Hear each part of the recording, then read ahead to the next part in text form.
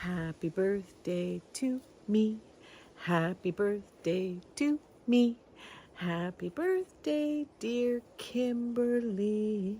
Happy birthday to me. I am 60 years old today. And do you know what?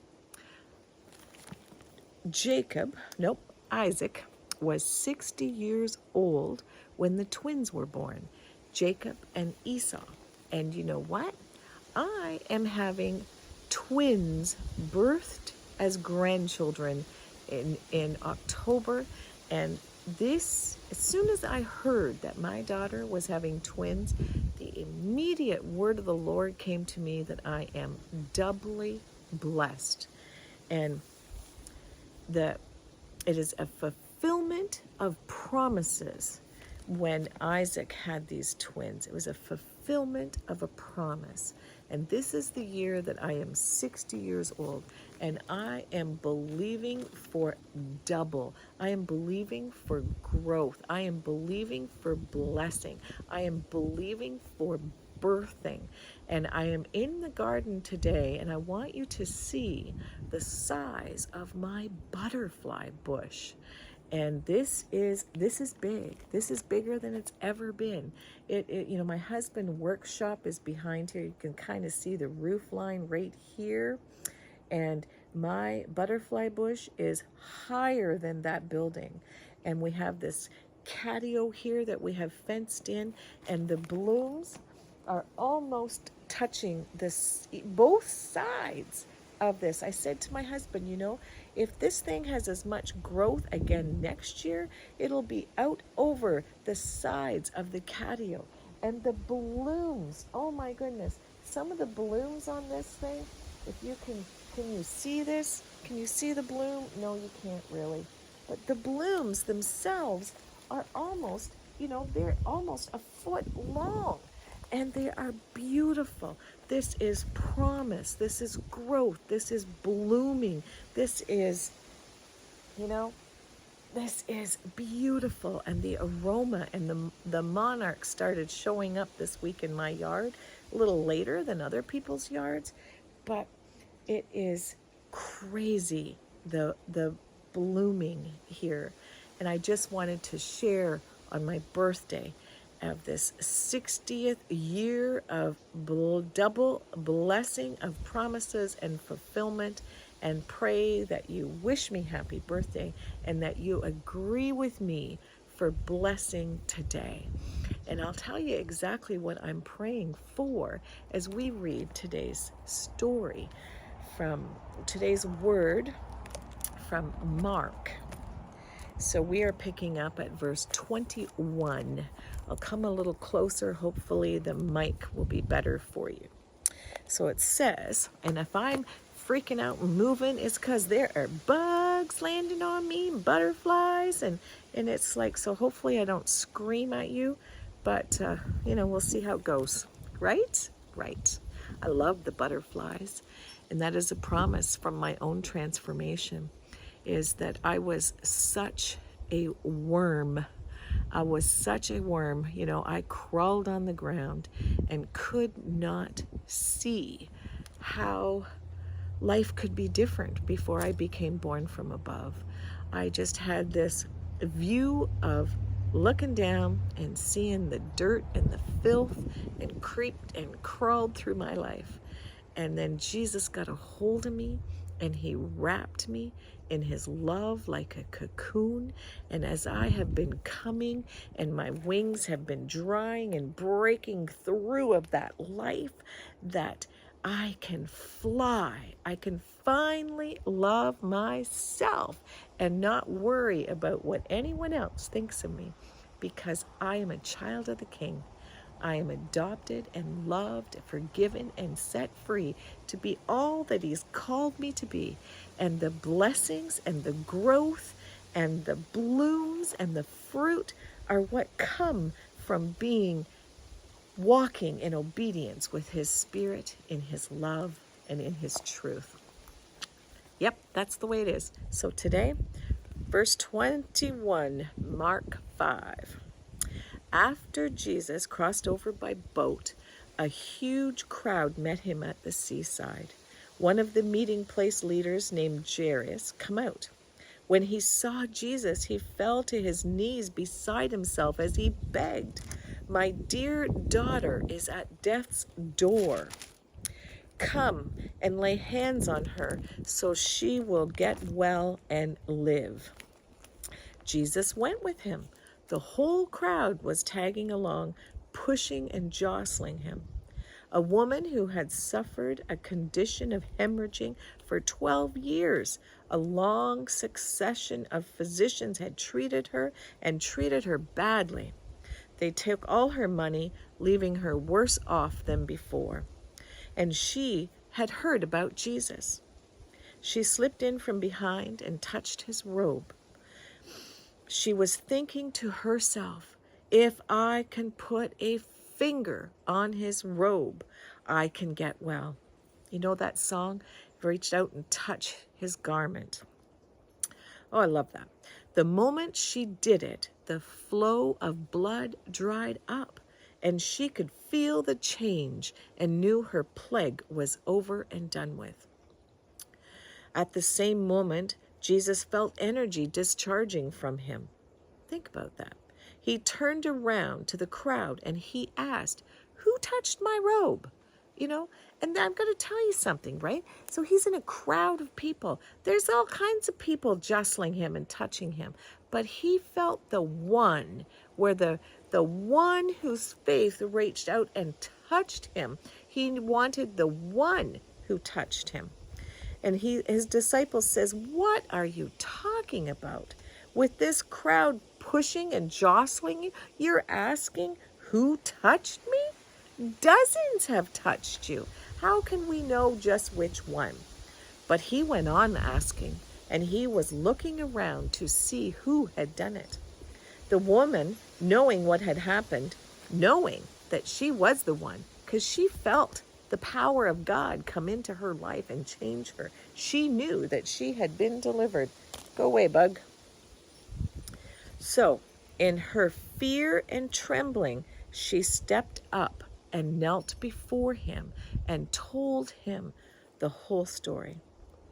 Jesus said to her, "Daughter, you took a risk of faith, and now you're healed and whole. Live well and live blessed. Be healed of your plague." Now, while he was still talking, some people came from the leader's house and told him, "Your daughter is dead." So they came to the leader, right? I think that was maybe Jairus, whatever. And he said, "Leader, your daughter is dead. Why bother the teacher anymore?" Jesus overheard what they were talking about, and they said to the leader, "Don't listen to them." So Jesus heard the people talking, all the negativity, all the reports. We get stuff like that all the time. And Jesus said to them, "Don't listen to the reports. Don't listen to the gossipers. Don't listen to the naysayers." Jesus said, "Trust me." He permitted no one to go with him except Peter, James, and John. They entered the leader's house and pushed their way through the gossips, looking for a story, and neighbors bringing in casseroles, working their way through the gossips, looking for a story. That's what the gossips were doing. Jesus was abrupt. He said, Why all this busybody grief and gossip? This child isn't dead, she's sleeping." Provoked to sarcasm, the people told him that he didn't know what he was talking about. But when he had sent them all out, he took the child's father and mother, along with his chosen companions, and entered the child's room. He clasped the girl's hand and said, "Talitha koum," which means, "Little girl, get up." At that, she was up and walking around. This girl was 12 years of age. They, of course, were all beside themselves with joy, and he gave them strict orders that no one was to know what had taken place in that room. Then he said, "Give her something to eat." Now, I find it, so here's what I'm asking for my birthday is, Lord, I want the faith. I want the faith to take a risk. I want the faith that says I will reach out and take your garment. I want the faith to push through whatever the crowd is, whatever the circumstances are, whatever the fear is. I want the faith to push through. I want the faith to believe for more. I want the faith to believe for even others. I want the faith to have those closest with me to shut out the rest of the world, all the gossip, all the naysayers. I want the faith to shut it all out and to stand for you and you alone, that I will believe. I want the faith to go into the innermost places where people are afraid for even dying. I want the faith to believe for signs, wonders, and miracles to follow my life.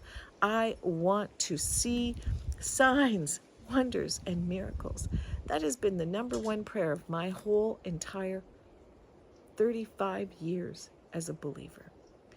And if this is the year of my double blessing, if this is the year of my miraculous growth, if this is the year where I am free to fly like a butterfly, if this is the year 60 of my fulfillment of promise and purpose, I pray for signs, wonders, and miracles to follow me, that I will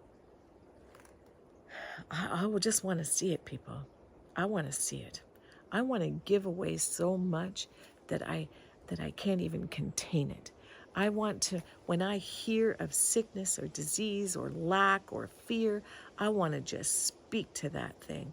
I want to speak to the storms and they be calm.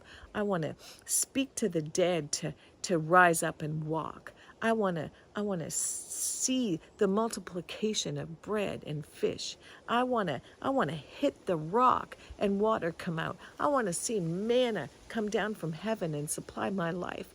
I want to see blind eyes open. I want to see deaf ears hear. I want to see the mentally ill, the mentally health people set free, and no longer be slashing their arms, no longer be caught in the graves of their lives. I want to see deliverance. I want to see them rise up and shine. I want to see us as believers have the baskets kicked off our head, and that we will stand up and we will shine, that we will stand up and that we will tell our story. I want to see my life shining so bright that others will come and want what I have. And what I have, people, is Jesus. And I have the Holy Spirit leading and guiding and operating in my life. I want to be the happiest person that I know and that you know. I want to see I'm the most blessed. Does that mean that I have a mansion? Does that mean that I have a new car? Does that mean that I have diamonds? Does that mean that I have fancy shoes, can eat at the finest restaurants? No, that's not the blessings that I'm talking about. I'm talking about the blessings of being free from shame, guilt, worry, from pride, from I don't know what all the crap is that we carry. But I want to live free from it all, not have any desire to keep up with the Joneses, and not have any fear of lack in my life. And I want to be able to give it. Do you know, I say all the time that if I win the lottery, this is my plan. Here's my plan. This is what I picture. Yeah, I want to be debt-free, because the Bible tells us that we are to owe no one except for the debt of love. So I want to be debt-free. And my confession to you is, I'm not. I want to, this house that I own, I actually want to give it away. I want to give it away debt-free to somebody. Well, I'm not debt-free, and I'm not in a position to live somewhere else to give it away. But that's one of the things that God and I talk about a lot. I want to give it away. I have this African pastor that follows me on this channel, and I bless you right now, and I pray that I will receive so that I can give to you abundantly. I pray that God will even bypass me and just give to you abundantly. I see your church without walls. I see your church without seats. I see the needs of the orphans that you support. And I pray, God, that you will provide. That's the signs, wonders, and miracles. But if I win the lottery, what I want to do, what my vision and my hope, my dream is to have blessed house mortgages. And what that means, I live in a community, in an area where homes are sold like this. You know, we used to have a small public school of almost 100 children from JK to grade 6. Now we are a very small school of JK to grade 3, and there's maybe like 17 kids there. And we have very little year-round jobs. We have very few homes for rent for year-round families, because it has grown by leaps and bounds in the tourist industry. And you can come here and you can buy tickets for parking and tickets for boat rides, but you can't raise a family here unless you have a lot of money. And homes are bought quickly by people who want to rent them weekly, and it breaks my heart. And I want to take back what the enemy has stolen from this land, and I want to have blessed house mortgages. I pray for an abundance of money that I can buy homes that come up for sale in my municipality, and that I can hold mortgages for families, interest-free, and take back what the enemy has stolen, as he has been robbing this land of families and of families, of community. And I'm tired of tourism. Yep, it supports a lot of people, it supports a lot of jobs, but I miss knowing who lives in my small town. I miss having that. So that's my declaration, that's my prayer, that's what I'm asking for my birthday, is a gift of faith to receive signs, wonders, and miracles, and to bless my community with blessed house mortgages. So that's it, people. That's my birthday. I want faith. Do you want faith? Do you want to take that risk of faith with me? Let's start praying for big, big prayers. Big prayers. The word says that God has more for us than we can ask or imagine. Well, I have a big imagination, and I am asking a lot for my birthday. So I pray that you and me, that we will know we are blessed, and that we will be blessed. Go and be a blessing. So, let's pray for big, big things for my birthday. For you too, not just for my birthday, but for every day. Let's believe bigger. Until next time, bye-bye.